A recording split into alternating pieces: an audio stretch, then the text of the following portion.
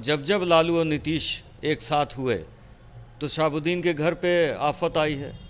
उनको बिहार के जेल से भेजा गया जब पिछली बार नीतीश और लालू एक हुए। उनको वहाँ लाश वहाँ से आई, क्योंकि यहाँ बोलने वाला मुसलमान पसंद नहीं करते। यहाँ चुप रहने वाला मुसलमान पसंद किया जाता है, खामोश रहने वाला, सवाल नहीं पूछने वाला, जो कह दीजिए वो करने वाला, कुर्सियाँ लगाने वाला, झंडा लगाने वाला, भाड़े पर लोगों को लाकर अपने ही पैसे से खरीदी हुई टोपियों को पहनाने वाला मुसलमान पसंद किया जाता है। मुसलमान वोट शर्तों पे नहीं देते। हम मुसलमान अपने लिए कोई मांग राजनीतिक दलों से नहीं रखते। हम मुसलमान अपनी हिस्सेदारी किसी राजनीतिक दल से नहीं मांगते। हम भाजपा और आरएसएस को रोकने के लिए अपनी हत्याएं करवाते हैं, अपनी मॉब लिंचिंग करवा लेते हैं। अपने आप देखें कि दंगे में नालंदा का दंगा हुआ, नीतीश कुमार जी के गृह है ज़िला है, वहाँ मुसलमानों की चुन चुन के दुकान जला दी गई। लेकिन अब फिर भी मुसलमान को ये बंधुआ मजदूर समझ रहे हैं। वो समझ रहे हैं कि शहाबुद्दीन का बेटा ओसामा, जो छोटे भाई की तरह है, जो बेगुनाह है, जो किसी भी एफआईआर में, किसी भी घोटाले में, किसी भी क्रिमिनल एक्टिविटी में जिसकी कोई कदम नहीं उठाया उसने, उसको जेल में बंद कर देना या बंधवा देना क्यों हुआ। दूसरे अन्य दलों के लोगों से भी मिलना, विचार करना उन्होंने शुरू किया था। तो ये उन्हें जेल नहीं भेजा गया है, उन्हें डराने की प्रक्रिया शुरू हुई है। तो आप ये कह रहे हैं कि चिराग से मुलाकात के बाद डराने की कोशिश की, दूसरे जगह नहीं जाओ, हाथ पैर नहीं चलाओ तुम ज़्यादा। बिल्कुल, वो बंधुआ मजदूर चाहते हैं, दिहाड़ी मजदूर चाहते हैं। और ओसामा जी ने पहली बार अपने दिमाग से काम लिया, अन्य पार्टियों से मुलाकात करने की शुरुआत की। कि मेरी एक रैली में एक व्यक्ति ये बोलता है कि भाई इस भीड़ में मुसलमान तो नहीं दिख रहा। तो मैंने कहा कि देखिए, टोपी मैं नहीं पहनता हूँ तो मैं टोपी खरीद कर मुसलमानों को नहीं पहचानूंगा, लेकिन आपके पास कौन सा यंत्र उस भीड़ में था जिससे पहचान लिया कि मुसलमान की संख्या कम है। मुझे तो पहचानने के लिए शायद उनकी पैंट उतारना पड़े। सिवान के पूर्व सांसद मोहम्मद शहाबुद्दीन के बेटे की एक तरफ बिहार में गिरफ्तारी, तो यूपी में आजम खान, उनके बेटे, उनकी पत्नी की गिरफ्तारी हो रही है। तो जहां पर बीजेपी की सरकार है वहां भी मुस्लिम सुरक्षित नहीं है, और जहां पर बीजेपी विरोधी वाली सरकार है, एंटी बीजेपी सरकार है, वहाँ भी मुसलमान सुरक्षित नहीं है। छोटे छोटे धाराओं में पकड़ कर उनको जेल में डाल दिया जा रहा है। हमारे साथ आज़ाद समाज पार्टी भीम आर्मी के प्रदेश अध्यक्ष जौहर आज़ाद साहब हैं। मुसलमान कहाँ सुरक्षित है, बीजेपी शासन में या फिर विरोधी वालों में?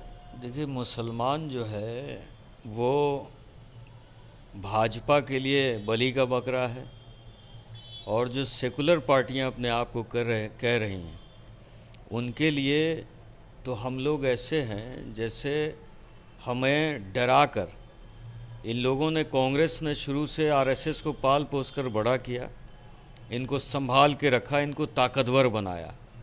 और कांग्रेस को मुसलमान चूँकि क्या है, राजनीतिक अभी सबसे अगर अनपढ़ कोई कौम है राजनीतिक तौर पे तो वो मुसलमान है। मुसलमान की सेफ्टी कहीं भी नहीं है। शहाबुद्दीन साहब की गलती क्या थी? शहाबुद्दीन साहब जो जेल में रहे, और जब जब लालू और नीतीश एक साथ हुए तो शहाबुद्दीन के घर पे आफत आई है।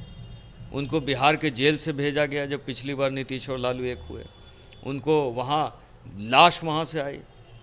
गलती क्या थी? गलती यही थी ना कि जेल से निकलने के बाद एक जो लालू जी के सबसे करीबी सांसद थे, शहाबुद्दीन जी ने यही कहा था ना कि परिस्थिति के मुख्यमंत्री हैं, और ये कहने की सज़ा उनको क्या मिली? तो लालू जी का परिवार, शहाबुद्दीन जी और मुसलमान के कई, सिद्दीकी साहब का क्या है आज?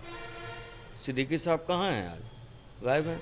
तो सभी मुसलमानों के साथ ये हालत होगी, क्योंकि हम मुसलमान वोट शर्तों पे नहीं देते। हम मुसलमान अपने लिए कोई मांग राजनीतिक दलों से नहीं रखते। हम मुसलमान अपनी हिस्सेदारी किसी राजनीतिक दल से नहीं मांगते। हम भाजपा और आरएसएस को रोकने के लिए अपनी हत्याएं करवाते हैं, अपनी मॉब लिंचिंग करवा लेते हैं। अपने आप देखें कि दंगे में नालंदा का दंगा हुआ, नीतीश कुमार जी के गृह है ज़िला है, वहाँ मुसलमानों की चुन चुन के दुकान जला दी गई।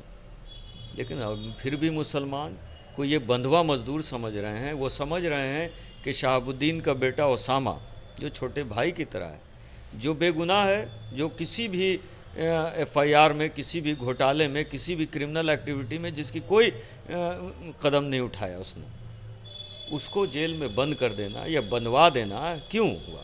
क्योंकि वो दूसरे अन्य दलों के लोगों से भी मिलना, विचार करना उन्होंने शुरू किया था। तो ये उन्हें जेल नहीं भेजा गया है, उन्हें डराने की प्रक्रिया शुरू हुई है। तो आप ये कह रहे हैं कि चिराग से मुलाकात के बाद डराने की कोशिश की, दूसरे जगह नहीं जाओ, हाथ पैर नहीं चलाओ तुम ज़्यादा। बिल्कुल, वो बंधुआ मजदूर चाहते हैं, दिहाड़ी मजदूर चाहते हैं। और ओसामा जी ने पहली बार अपने दिमाग से काम लिया, अन्य पार्टियों से मुलाकात करने की शुरुआत की। यही बात तो मैं मुसलमानों को कहता हूँ। क्यों राजा यादव जो है भाजपा से भी होंगे, एलजेपी से भी होंगे, सारी दलों से, कांग्रेस से भी होंगे, और क्यों मुसलमान सिर्फ राजद से होगा? क्यों सिर्फ मुसलमान कांग्रेस में होगा? वो भी अन्य दलों में बट के काम क्यों नहीं करेगा? क्यों मुसलमान की जनता उनसे सवाल नहीं करेगी कि भाई क्यों मुसलमान नहीं पूछता कि 2800 से ज़्यादा मदरसों को वित्त शहीद करने का जो वादा नीतीश कुमार जी ने किया था वो क्यों नहीं पूरा किया? तो और पूछने वाला मुसलमान इनको पसंद नहीं है। तो जब तक मुसलमान कौम बोलने वाले नेताओं को जिताने की गारंटी नहीं देगी, इस कौम के हालात नहीं बदलेंगे। तो ओसामा की गिरफ्तारी आप कह रहे हैं कि राजनीतिक षड्यंत्र है, और तेजस्वी यादव चुप है इस पर, बोले कि राजनीतिक कानूनी मामला हम नहीं बोलेंगे, इस पर क्या कहेगा? वो इसलिए नहीं कहेंगे क्योंकि अभी तो आप देखिए कि वो सिर्फ एक ही जगह मुस्कुराते हुए पाए जाते हैं तेजस्वी जी, जब वो नीतीश कुमार जी के साथ होते हैं, उसके अलावा वो नहीं मुस्कुराते। तो अभी जो नीतीश कुमार जी का निर्णय होगा वो तेजस्वी जी हंस कर सहेंगे, और ये चाहेंगे, इनको ये समझ में नहीं आ रहा है कि बिहार में मुसलमानों ने 5 सीट इनसे छीन ली। राजद जैसी पार्टी जो गठबंधन में बराबरी की हिस्सेदारी मांग रही है, उसके एक भी सांसद नहीं है। तो इन सब को सवाल को कोई पूछने वाला नहीं है। मुसलमान जहाँ जहाँ आज सिद्दीकी साहब अन्य किसी दल में कांटेक्ट कर लें, वो भी जेल चले जाएंगे, क्योंकि यहाँ बोलने वाला मुसलमान पसंद नहीं करते।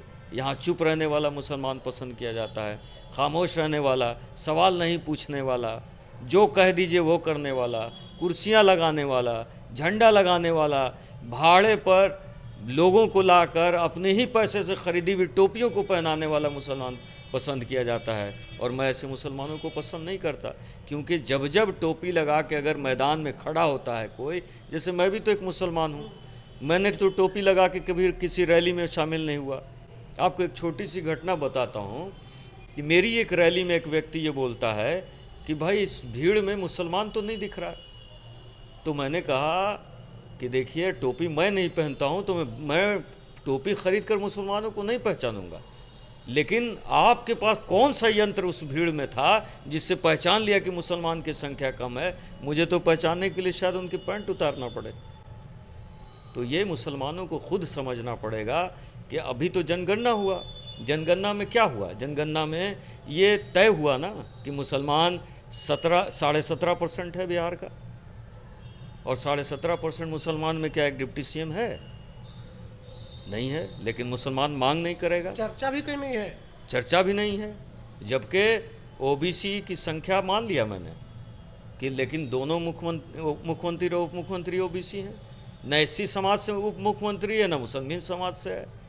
भाई दूसरी आबादी है आपकी, तो मान लिया तो 3 मुख्यमंत्री उप मुख्यमंत्री कर दीजिए, एक मुसलमान भी कर दीजिए, एक एससी भी कर दीजिए, तभी तो सामाजिक न्याय हुआ ना।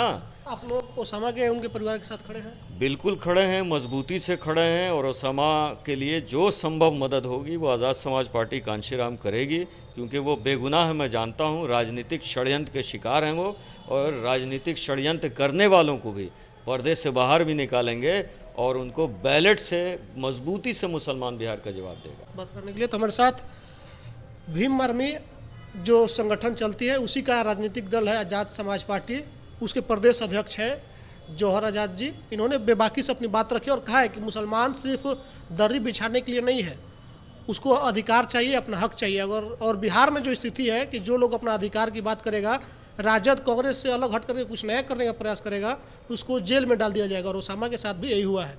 इससे आप कितना इत्तेफाक रखते हैं कमेंट में बताइएगा। बहुत बहुत धन्यवाद।